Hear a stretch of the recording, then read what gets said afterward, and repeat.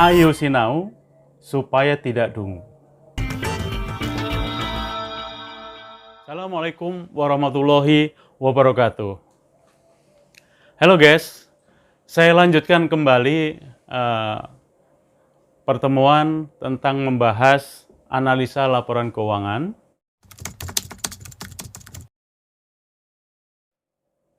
Pada session ini kita akan menjelaskan beberapa teknik dalam analisa laporan keuangan yang biasa lazim digunakan di dalam membaca ataupun menganalisis sebuah laporan keuangan. Yang pertama ada yang namanya analisa vertikal. Ya.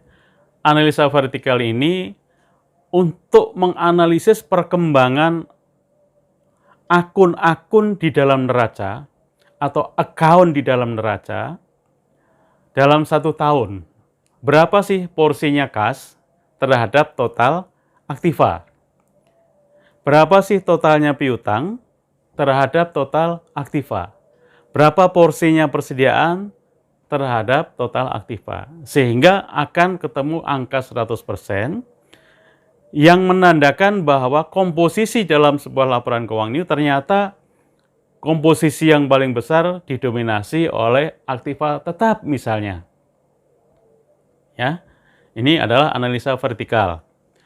Kalau analisa horizontal adalah untuk membandingkan komposisi laporan keuangan tahun ini dibandingkan dengan tahun lalu. Apakah ada tren yang meningkat, atau ada progresif, atau tetap, atau bahkan sebaliknya menurun. Jadi kalau dalam membaca secara horizontal tadi, trennya ternyata meningkat, berarti perusahaan itu adalah bertumbuh, atau di dalam bahasa ekonominya adalah grow, adalah bertumbuh atau berkembang. Jadi perusahaan itu mengarah kepada maju atau sukses. Tapi sebaliknya kalau perusahaan tadi stuck atau tidak berkembang, berarti usaha itu masih belum berjalan sesuai dengan harapan. Berarti masih harus perlu perjuangan yang berat untuk mencapai kesuksesan. Dan yang ketiga nih yang paling jelek adalah menurun atau loss atau rugi.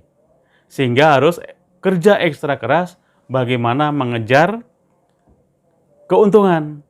Karena tadi ya, tujuan didirikan perusahaan adalah untuk memaksimalkan keuntungan sebesar-besarnya.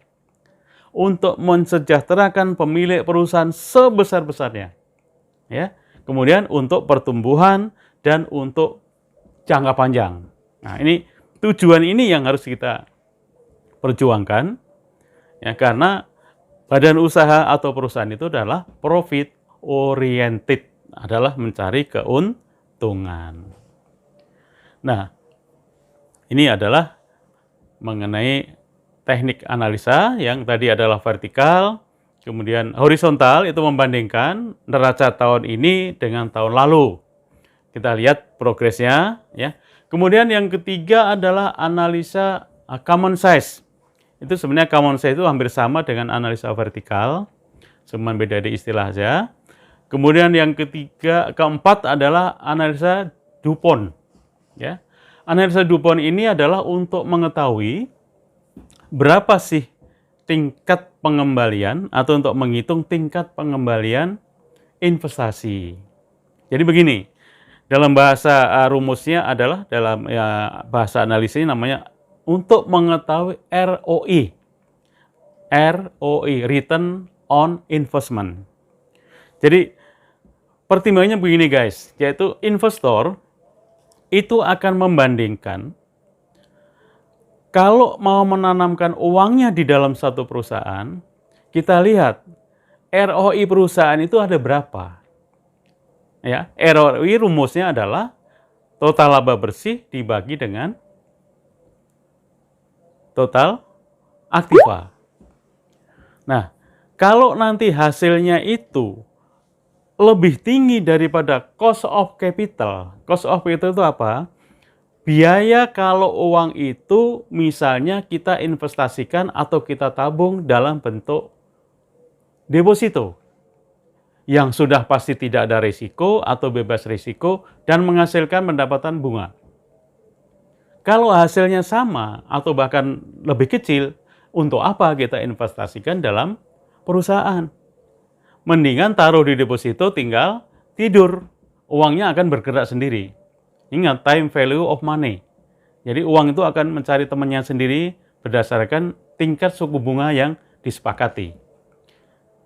Maka investor pasti akan mencari perusahaan yang memberikan ROI-nya lebih tinggi dari bunga deposito. Itu maksudnya seperti itu, guys.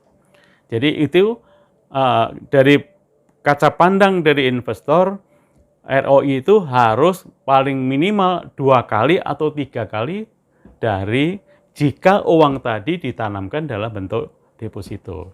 Bisa mungkin 10% atau 12%, ya, sesuai dengan tadi, analisa tadi. Kalau profitnya kita hanya sedang-sedang saja, tentu saja ROI-nya pasti sedang-sedang saja. Nah, kalau profitnya tinggi, nah itu baru bisa ROI-nya akan tinggi karena ukurannya adalah laba dibagi dengan total aset. Nah, persoalannya adalah bagaimana kita mencari profit yang setinggi-tingginya pada kondisi ekonomi yang tidak menentu dan tingkat persaingan yang sangat luar biasa. Ini adalah sesuatu hal yang sulit untuk dicapai. Makanya ada beberapa teori atau beberapa ilmu yang bagaimana cara untuk mencapai keuntungan yang diinginkan. Tapi bukan berarti harus mengalahkan segala cara ya guys. Ya, harus menggunakan etika bisnis, ya. Tidak boleh bisnis itu menghalalkan segala cara. Ya, tetapi harus dalam koridor etika bisnis yang berlaku. Jadi kembali pada persoalan, kalau ingin ROI-nya tinggi, berarti penjualannya harus tinggi. Ya.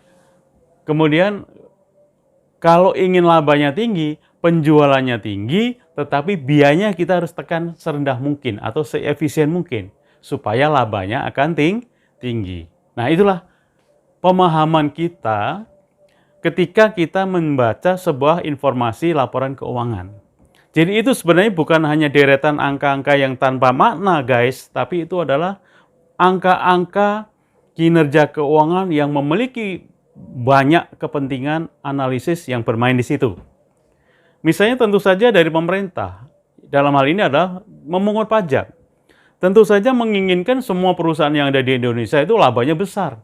Karena dasar pengenaan pajak badan adalah dari laba. Nah, kalau semua perusahaan industri perusahaannya rugi, pajak tidak bisa memungut. Atau bagaimana pajak negara bisa membiayain pembangunan misalnya. Karena hampir 80% dari APBN dari sumber penerimaan negara itu mengandalkan dari sektor pajak. Nah, artinya apa? Pemerintah juga punya kepentingan di sini. Itu makanya informasi laporan keuangan itu sangat bermanfaat untuk mengambil keputusan penting dari beberapa sisi pandang orang-orang yang berkepentingan. Nah, pemangku kepentingan, tadi ada investor. Dia melihat bagaimana perusahaan ini akan mengembalikan investasi saya. Kalau ROI-nya rendah, kalau return of investment-nya rendah. Bahkan saya cenderung bisa menderita kerugian. Investor, kacamatanya adalah laba, untung. Dia tidak pernah mau tahu tentang kerugian. Jadi adalah sifat karakteristik dari investor. Yang kedua tadi pemerintah sudah dalam kepentingannya untuk memungut pajak. Kemudian kalau karyawan apa kepentingannya? Karyawan tentu saja akan kepentingannya kalau perusahaan itu bertumbuh, labanya baik dari tahun ke tahun, apa harapannya adalah gajinya naik. Kemudian apa? Bonus. Ya. Sehingga dia juga ikut sejahtera, bisa menyekolahkan anaknya, bisa membuat cicilan motor, bisa membuat cicilan rumah dan seterusnya dan seterusnya. Artinya apa? Buruh, karyawan memiliki kepentingan dalam laporan keuangan. Apalagi perbankan misalnya. Bank yang sudah memberikan pinjaman dana untuk perusahaan itu beraktivitas, tentu saja berharap dua hal. Yang pertama, uangnya kembali, dicicil kembali. Yang kedua adalah pendapatan dari apa? Dari bunga. Jadi, perbankan juga punya kepentingan. Kemudian apa lagi? Mungkin dari tadi pemerintah udah, perbankan udah, pemasok tadi, supplier, vendor punya kepentingan. Kepentingan apa? Kalau saya menjual kredit di sini, kredit saya akan dibayar tepat waktu. Sehingga cash flow perusahaan juga akan berputar. Tidak akan mengalami kesulitan dalam pembayaran hutang dan seterusnya dan seterusnya. Barangkali sampai di sini dulu guys. Nanti kita akan lanjutkan dalam season berikutnya. Akhirul kalam, assalamualaikum warahmatullahi wabarakatuh.